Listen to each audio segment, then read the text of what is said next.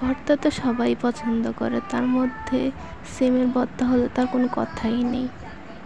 আজকে আমি একদম ঝাল ঝাল এবং মজা করে অনেক কীভাবে সহজে সিমের ভর্তা বানাতে হয় আপনাদেরকে দেখাবো।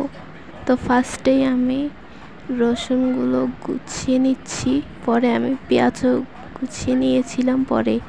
এখন আমি বেটে নিব। আর আপনারা চাইলে লবণও নিয়েছি, আপনারা চাইলে ব্লেন্ডার মেশিনে কিংবা বেটে নিতে পারেন। আমি আমার সুবিধা ক্ষেত্রে এইটা দিয়ে করতেছি।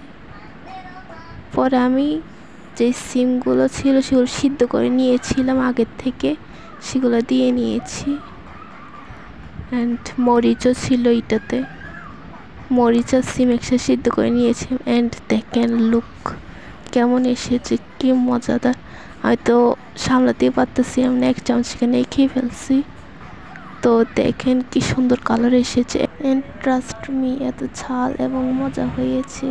আপনারাও চাইলে এইভাবে ট্রাই করতে পারেন।